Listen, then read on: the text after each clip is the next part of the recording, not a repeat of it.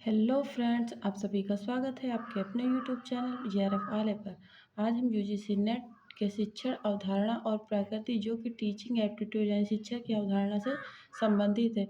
तो ये है प्रैक्टिस सेट 2 और प्रैक्टिस सेट 1 में हमने 1 से और 20 तक प्रश्न करवा चुके हैं। आज हम 21 से स्टार्ट करेंगे। तो चलिए वीडियो को स्टार्ट करते हैं और पहला प्रश्न देखते हैं। पहला प्रश्न है कि निम्नलिखित में से कौन सा विकल्प सत्तावादी स्तर पर शिक्षण को दर्शाता है। तो इसका राइट आंसर क्या हो जाएगा। ऑप्शन ए है शिक्षण केंद्रित करना, ऑप्शन बी शिष्य केंद्रित होना, ऑप्शन सी मुख्य अध्यापक केंद्रित होना, ऑप्शन डी है अनुभव के आधार पर। तो राइट आंसर क्या हो जाएगा, शिक्षक केंद्रित। क्या हो जाएगा, शिक्षक केंद्रित, ना कि शिष्य केंद्रित। राइट आंसर हो जाएगा ऑप्शन ए। नेक्स्ट प्रश्न देखेंगे। यहाँ पे आपको सूची का मिलान दिया गया है, यानी सूची 1 को सूची 2 से सम्मिलित करना है। सूची 1 में क्या है, विशेषताएं दी गई है, और सूची 2 में दर्शन, उस विशेषता का दर्शन क्या हो सकता है। जैसे क्रिया करके सीखना, इन चारों में से क्या दर्शन हो सकता है। पर्यावरण के माध्यम से शिक्षा, सत्य, सौंदर्य और भलाई की अनुभूति, या दुनिया जिस रूप में है अब और यहाँ। तो इसको हम इस दर्शन के रूप में देखेंगे। जैसे क्रिया क्रिया करके सीखना कौन सा दर्शन में आएगा, तो क्रिया करके सीखने हमारे व्यवहारवाद में आएगा। किसमें, व्यवहारवाद, यानी कि तीसरे में मिल जाएगा। और पर्यावरण के माध्यम से शिक्षा क्या हो जाएगा, पर्यावरण के माध्यम से इन चारों में से राइट आंसर क्या चला जाएगा, प्राकृतिकवाद। देखो पर्यावरण कैसा है, प्राकृतिक है, तो इसको हम ऐसे ही जोड़ेंगे। तो पर्यावरण के माध्यम से शिक्षा, प्राकृतिकवाद। सत्य, सौंदर्य और भलाई की अनुभूति, तो सत्य सौंदर्य, अगर सत्य है तो क्या हो जाएगा, आदर्शवाद। सत्य है तो आदर्शवाद। यह दुनिया जिस रूप में है अब और यहाँ है, तो यथार्थवाद, मतलब जो जैसा है उसको वैसा दिखाना कैसा हो जाए, यथार्थवाद। तो इसका ऑप्शन आपको मिलेगा दूसरे पेज पे, क्योंकि प्रश्न बड़ा था और यूजीसी में बड़े ही प्रश्न आते हैं। तो जहाँ पे पहले का ए था, और यहाँ देखेंगे प्रश्न में क्या था, पहले का क्या था, तीसरा। तो राइट आंसर क्या हो जाएगा, यहाँ तीसरे दो दो जगह है, लेकिन लास्ट में चौथे का क्या होना चाहिए, चौथा ही होना चाहिए। और चौथे का चौथा दो जगह है, लेकिन यहाँ पहले का तीसरा नहीं, तो राइट आंसर बी हो जाएगा। चलिए हम प्रश्न नंबर देखेंगे 22। प्रश्न नंबर 22 क्या है कि बौद्धिक कौशल किस ज्ञान क्षेत्र के द्वारा प्रतिबिंबित होते हैं। ऑप्शन ए संज्ञानात्मक ज्ञान क्षेत्र, ऑप्शन बी भावनात्मक ज्ञान क्षेत्र, ऑप्शन सी क्रियात्मक ज्ञान क्षेत्र, ऑप्शन डी उपयुक्त में से कोई नहीं। तो 23 का राइट आंसर हो जाएगा संज्ञानात्मक ज्ञान क्षेत्र, ऑप्शन डी हो जाएगा। अब हम देखेंगे प्रश्न नंबर 24 कि निम्नलिखित में किसके द्वारा दृष्टिकोण, मूल्यों और हितों से प्रतिबिंबित किया जाता है। ऑप्शन ए संज्ञानात्मक ज्ञान क्षेत्र, भावनात्मक, क्रियात्मक या उपयुक्त में से कोई। तो 24 का राइट आंसर क्या हो जाएगा, भावात्मक। देखिए यहाँ हमने पहले प्रश्न में आपको संज्ञानात्मक ज्ञान क्षेत्र के बारे में बताया, अब भावात्मक ज्ञान क्षेत्र के बारे में। ऐसे आपकी डिफिनीशन और हर एक टॉपिक क्लियर करते चलेंगे। चलिए हम टीचिंग एप्टीट्यूड से टोटल 150 प्रश्नों की प्रैक्टिस सेट करवाएंगे। आगे देखेंगे कि निम्नलिखित में से कौन सा ज्ञान क्षेत्र शारीरिक कौशल से संबंधित है। संज्ञानात्मक या भावनात्मक, मनोसंचालित, उपयुक्त में से कोई नहीं। तो 25 का राइट आंसर हो जाएगा मनो, ये ऑप्शन सी है, ऑप्शन सी राइट आंसर हो जाएगा। अब हम देखेंगे प्रश्न नंबर 26 कि निम्नलिखित में से कौन सा एक उदाहरण संज्ञानात्मक ज्ञान क्षेत्र के रूप में उद्धृत किया जा सकता है। तो ऑप्शन है किसी विशेष विषय का वर्णन करना, फोटो फिल्म का विकास, निबंध लिखना, अनुरक्षण का उत्तरदायित्व करना। तो 26 का राइट आंसर हो जाएगा किसी विशेष विषय का वर्णन करना। किसी विशेष विषय का वर्णन करना क्या हो जाएगा, संज्ञानात्मक का एक उदाहरण हो जाएगा। प्रश्न नंबर 27 कि निम्नलिखित में से किसको शिक्षण के संदर्भ में मनोसंचालित के उदाहरण के रूप में लिया जा सकता है। ऑप्शन ए है पर्यावरण प्रदूषण के लिए जागरूकता को दर्शाना, बी प्रयोग करना, सी दो प्रयोगों के परिणामों का लेखा करना, डी एक कहानी का वर्णन करना। तो 27 का राइट आंसर हो जाएगा प्रयोग करना। क्या हो जाएगा, प्रयोग करना फ्रेंड्स। अगर आपको मेरी वीडियो अच्छी लग रही हो और आपको चाहिए तो मोटिवेशन के लिए आप लोग चैनल को सब्सक्राइब करें और वीडियो को लाइक करना ना भूलें। प्रश्न नंबर 28 देखेंगे कि निम्नलिखित कथनों में से कौन सा कथन असत्य है।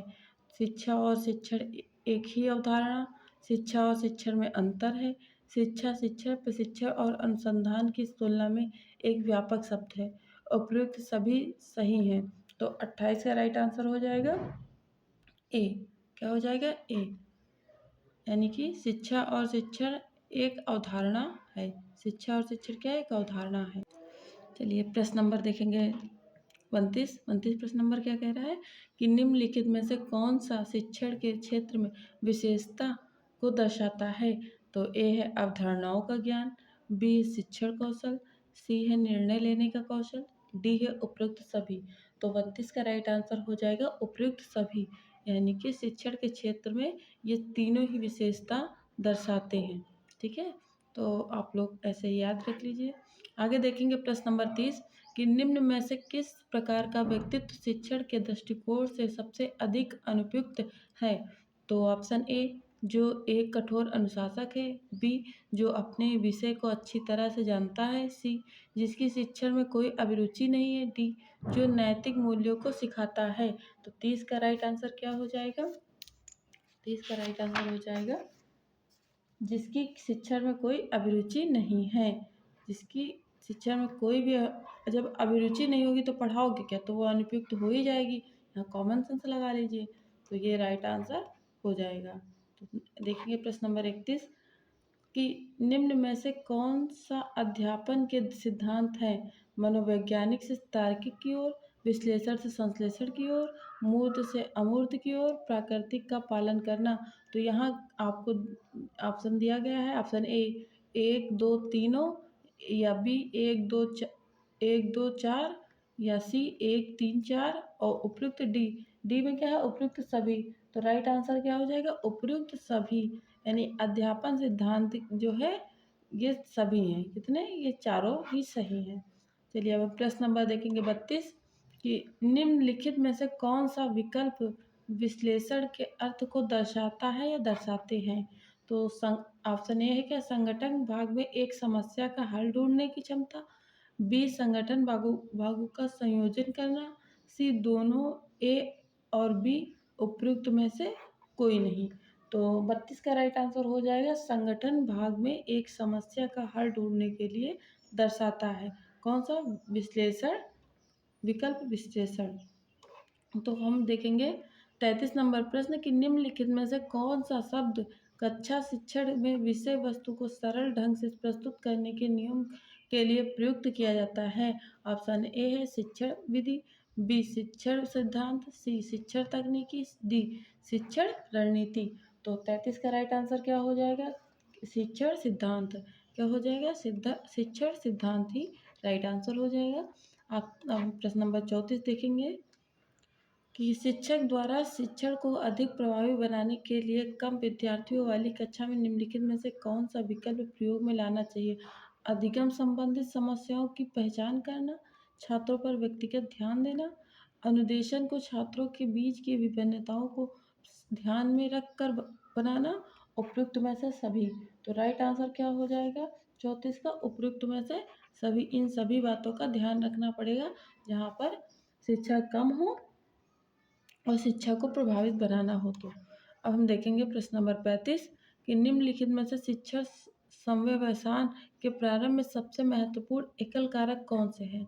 ऑप्शन ए शिक्षक की सराहनीय अकादमिक पृष्ठभूमि, बी संचार कौशल, सी शिक्षक का अपना व्यक्तित्व और क्षमता को कक्षा और छात्रों में संबंधित करना, डी आयोजन क्षमता।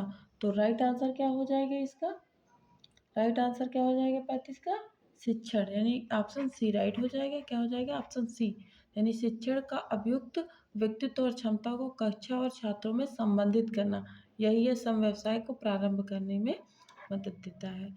अब हम देखेंगे प्रश्न नंबर 36 कि निम्नलिखित में से कौन सा कथन प्रभावी शिक्षण के संदर्भ में सही है। यहाँ सही की बात की गई है तो आपको यहाँ सही ढूंढना होगा। कभी कभी नहीं दे दिया जाता तो कन्फ्यूजन हो जाती है, ऐसे क्वेश्चन गलत हो सकते हैं।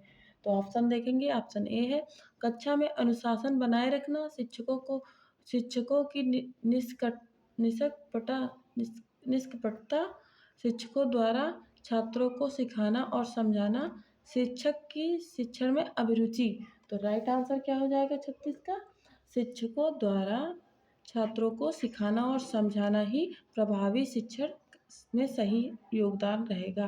तो चलिए आगे देखेंगे प्रश्न नंबर 38। यह किसने कहा है कि अब देखिए कथन भी दे दिया जाएगा कि शिक्षा मानव निर्माण है जो चरित्र निर्मित करती है, मन की शक्ति बढ़ाती है, ज्ञान का विकास करती है और जिसके द्वारा आदमी अपने पैरों पर खड़ा हो सकता है। ऑप्शन स्वामी विवेकानंद, बी गुरु रविन्द्रनाथ टैगोर, सी स्वामी दयानंद सरस्वती, उपरोक्त में से कोई नहीं। तो 38 का राइट आंसर क्या हो जाएगा? स्वामी विवेकानंद। क्या हो जाएगा? स्वामी विवेकानंद राइट आंसर हो जाएगा ए। यह कथन स्वामी विवेकानंद जी का है। प्रश्न नंबर 42 देखेंगे कि निम्नलिखित में से कौन सी गतिविधियां शिक्षण प्रक्रिया में सबसे पहले आनी चाहिए? उद्देश्यों का निरूपण, शिक्षण अनुदेशन की योजना बनाना, छात्रों की रुचि के बारे में जानना, उपयुक्त सभी। तो 42 का राइट आंसर हो जाएगा उपयुक्त सभी। क्या हो जाएगा? उपयुक्त सभी, यानी शिक्षण प्रक्रिया में ये सभी ही योगदान देते हैं। चलिए प्रश्न नंबर 40 देखेंगे। निम्नलिखित में से कौन सा कथन प्रभावी शिक्षण में सम्मिलित है? तो शिक्षक सक्रिय होते हैं परंतु छात्र सक्रिय हो भी सकते हैं और नहीं भी। शिक्षक सक्रिय है या निष्क्रिय हो सकते हैं परंतु छात्र सक्रिय होते हैं। शिक्षक और छात्र दोनों सक्रिय हैं, उपयुक्त सभी। तो 40 का राइट आंसर क्या हो जाएगा? 40 का राइट आंसर हो जाएगा शिक्षक और छात्र दोनों ही सक्रिय होते हैं। अगर प्रभावी शिक्षण सम्मिलित कैसे होगा? जब शिक्षक और छात्र दोनों क्या होंगे? सक्रिय होंगे, तभी प्रभावी, यानी जो शिक्षक का काम होगा वो प्रभावी तरीके से हो पाएगा। तो फ्रेंड्स मेरी वीडियो कैसी लगी है? वीडियो को लाइक करिएगा, चैनल को सब्सक्राइब करना ना भूलिएगा और अपने फ्रेंड में जो है शेयर कर दीजिए जिससे कि ज़्यादा से ज़्यादा लोगों को फ़ायदा हो सके, क्योंकि हिंदी मीडियम बहुत कम लोग करवाते हैं और हमारे चैनल पे हिंदी और इंग्लिश दोनों मीडियम चलती है। आपको जिसमें सही लगे उसमें करिए। हिंदी भी चलती है और इंग्लिश भी चलती है। तो हमारा ये क्लास है हिंदी मीडियम, तो हिंदी मीडियम के बच्चों के लिए ये क्लास बहुत ही हेल्पफुल होगी। वीडियो को लाइक करिए, चैनल को सब्सक्राइब करना ना भूलिएगा। Thanks for watching. Thank you.